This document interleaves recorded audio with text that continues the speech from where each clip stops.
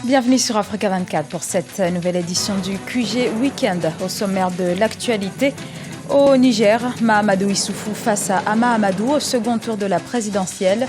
Les résultats ont été proclamés ce vendredi. Les deux camps se disent confiants pour le deuxième tour programmé au 20 mars 2016. Puis focus dans cette édition sur le parcours de Jean Kakou Diagou, le président de NCA Group, présent au Forum Afrique Développement qui s'est tenu les 25 et 26 février, est revenu sur sa success story. Un siège flambant neuf pour la BGFI Bank Congo. Le nouveau siège de la première banque d'Afrique centrale a été inauguré par le président congolais Denis Sassou Nguesso. Mais avant de développer ces titres, visite ce vendredi du Premier ministre capverdien José Maria Nieves en Guinée équatoriale. Il a été reçu par le chef de l'État équato-guinéen Teodoro Obiang Nguema Bazogo. Objectif de la visite, le renforcement de la coopération entre les deux États. Les discussions ont porté notamment sur l'aviation. Le président nigérien Mahamadou Issoufou, candidat à sa propre succession, et Hama Amadou, ancien président de l'Assemblée nationale, sont donc qualifiés pour le second tour de la présidentielle. Mahamadou Issoufou arrive en tête du premier tour avec 48,4% des voix et Hama Amadou, en détention depuis novembre 2015, est crédité de 17,7% des voix. On fait le point dans ce reportage de notre correspondant au Niger, Mokhtar Sadou Alizé. Fin de suspense pour les électeurs nigériens.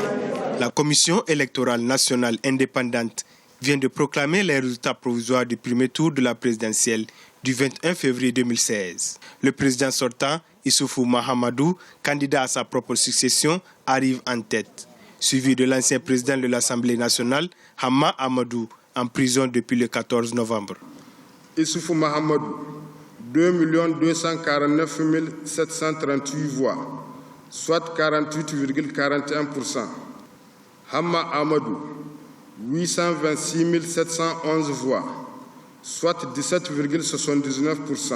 Entouré par ses alliés des 44 formations politiques qui ont soutenu sa candidature au premier tour, Issoufou Mahamadou se réjouit de son score. Je salue donc les militantes et les militants du PNDS Taraya, ainsi que ceux de tous les partis alliés de la mouvance pour la renaissance du Niger qui m'ont apporté leur suffrage.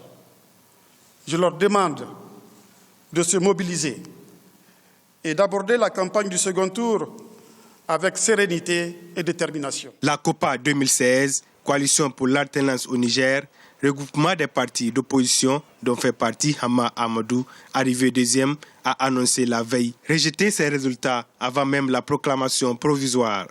Selon des militants Lumana, la lutte ne fait que commencer. Après 5 longues années de frustration, nous sommes vraiment presque au bout du tunnel. Le peuple nigérien a besoin d'une alternance.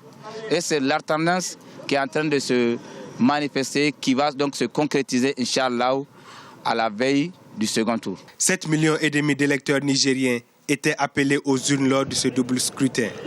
Le taux de participation est de 66,65% pour ces élections du 21 et 22 février 2016. Ces résultats devront être confirmés par la Cour constitutionnelle avant le second tour prévu pour le 20 mars 2016. Au Maroc, le Forum international Afrique Développement s'est achevé ce vendredi à Casablanca. Cette 4e édition s'est centrée sur l'électrification et autour de l'agriculture, enjeux fondamentaux pour le développement du continent. Je vous propose d'écouter Ouided Bouchamaoui, présidente de l'Union tunisienne de l'industrie, du commerce et de l'artisanat. Toutes les belles choses ont une fin et on arrive là. Mesdames et messieurs, au terme de cette 4e édition du Forum international Afrique Développement, 2 journées riches, animées et surtout chargées d'espoir et de promesses pour les Africaines, pour les Africains, pour l'Afrique. Des communications d'un niveau exceptionnel et d'une rare qualité. Des échanges intenses, débordants et passionnants. Des contacts chauds, productifs et salutaires. Que dire encore si ce n'est combien L'Afrique est chanceuse d'avoir enfanté ce Maroc si généreux, si clairvoyant et si visionnaire. Et dans ce forum qui a mobilisé plus de 1200 opérateurs économiques et institutionnels de plus de 20 pays, Jean Kankou Diagou, président du groupe ivoirien de banque et assurance NCIA Group, est revenu sur son parcours, un parcours d'entrepreneur dans le domaine très compétitif des assurances. On fait le point avec Alioune Guindo. Success story d'un entrepreneur des assurances. Jean Kankou Diagou, président directeur général du groupe d'assurance NCIA, est revenu sur son parcours lors du 4e Forum international Afrique Développement. Il a saisi l'opportunité pour revenir sur son parcours d'entrepreneur téméraire qui a commencé en 1995. Il est un des co-auteurs du Code de la Conférence internationale des marchés africains, faisant de lui un expert du secteur des assurances dans l'espace francophone africain. Je me suis dit, ce que je voulais faire dans la société où j'étais, où j'ai essayé de mettre en place une holding pour l'Afrique et qu'on n'acceptait pas.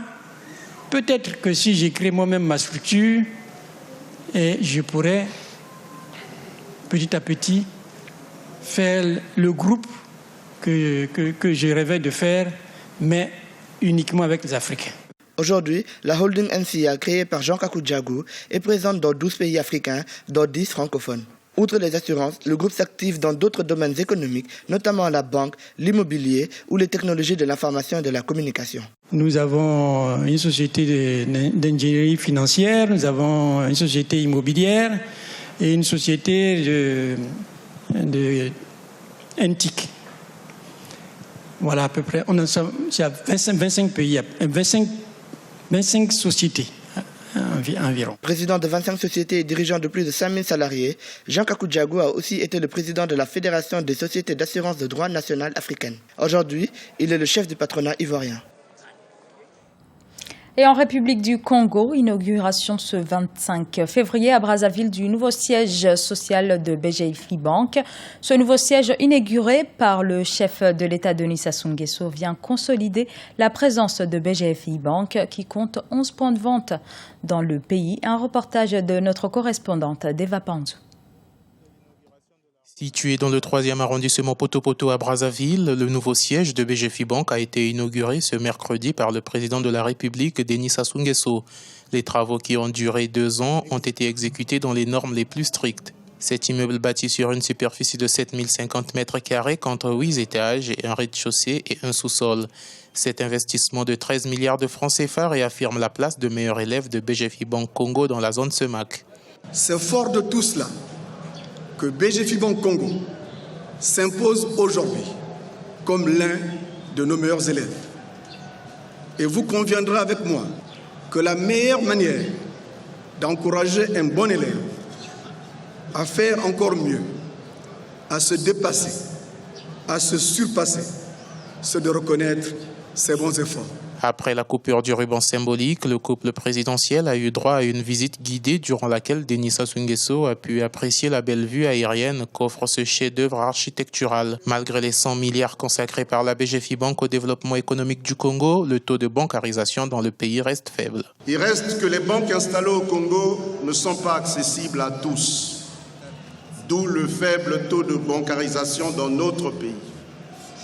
Il est à 13% aujourd'hui, c'est vrai, contre 3% en 2007. Il n'en reste pas moins vrai qu'il est faible. Le groupe BGFI Bank Congo s'est installé au Congo depuis l'an 2000. Il a contribué à la réalisation de plusieurs projets structurants, desquels on peut citer la réhabilitation des équipements du chemin de fer Congo-Océan. Grâce à sa fondation pour les générations futures, la BGFI Bank participe au bien-être des populations dans tous les pays où elle est implantée. Dans les prochains jours, l'institution bancaire offrira 3000 livres sur l'histoire du Congo au ministère de l'enseignement primaire et secondaire chargé de l'alphabétisation, des ouvrages qui seront distribués dans les écoles. Un mot également sur la présidentielle béninoise avant de clôturer cette édition. Dans le cadre de cette élection fixée au 6 mars, Africa 24 organise des débats en direct à partir de 19h30 GMT. Et ce samedi, la question du jour porte sur l'amélioration du climat des affaires au Bénin. Nous vous invitons à réagir à l'adresse suivante, bénin2016@africa24tv.com, bénin2016@africa24tv.com.